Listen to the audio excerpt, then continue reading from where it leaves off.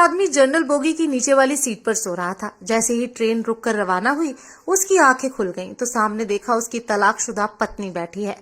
नहीं उसके माथे पे बिंदी है, ना ही उसके गले में मंगलसूत्र है। एक पुरानी सी साड़ी पहन रखी थी। थोड़ी देर के बाद वो दूसरी तरफ देखने लगा।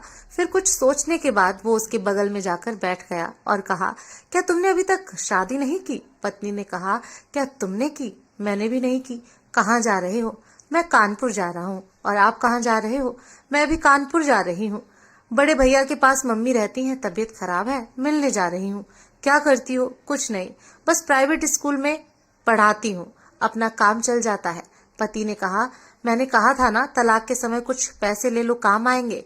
पर अपना स्वाभिमान ऊंचा रखा। पत्नी ने कहा, मैं जमीर को जवाब क्या देती? मैं चंद पैसों के लिए मेरा जमीर नहीं गिरा सकती। अब बातें चलती रही। इतनी देर में कुल्फी बेचने वाला आया और पति ने कहा, कुल्फी खाओगी? एक ही शर्त पर खाऊंगी कि पैसे मैं दूंगी। दोनों ने कुल्फी खाई और बातें चल रही थीं। पति ने कहा, मैंने सारी बुरी आदतें छोड़ दी। शराब भी नहीं पीता, नीचा भी नहीं दिखाता, गुस्सा भी नहीं करता। अब क्या फायदा? पत्नी ने कहा, समय रहते सुधर जाते। बहुत टेंशन करती थी ना, टेंशन के चलते मेरे 2 गर्भपात हो गया। आज मेरे 2 बच्चे होते, एक 8 साल का, एक 6 साल का। मुझे भी संतान का सुख प्राप्त होता। पति ने कहा, अब तो मैं बिल्कुल अकेला हो गया हूँ। माँ भी चली गई।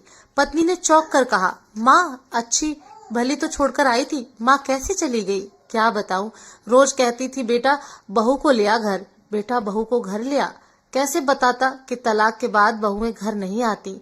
और पति और पत्नी दोनों की आंखों से आंसू बहने लगे। पति ने कहा, प्लीज आ जाओ ना मेरी जिंदगी में वापस, बिल्कुल अकेला हो गया हूँ, लौट आओ मेरी जिंदगी में, मुझे माफ कर दो ना, तेरे बिना मैं अधूरा सा लगता हूँ। पत्नी ने कहा, पहले ही बुरी आदतें छोड़ देते तो ये जिंदगी ना तेरी ना मेरी बर्बाद होती। और जहाँ बीवी को उतरना था वहां पर वो नहीं उतरी और अपने पति के कंधे पर सिर रखकर आंखों से आंसू बह रहे थे और सोच रही थी कि काश ये जिंदगी शुरू ऐसे होती। और उसने अपनी जिंदगी का नया पड़ाव शुरू करने की सोच ली।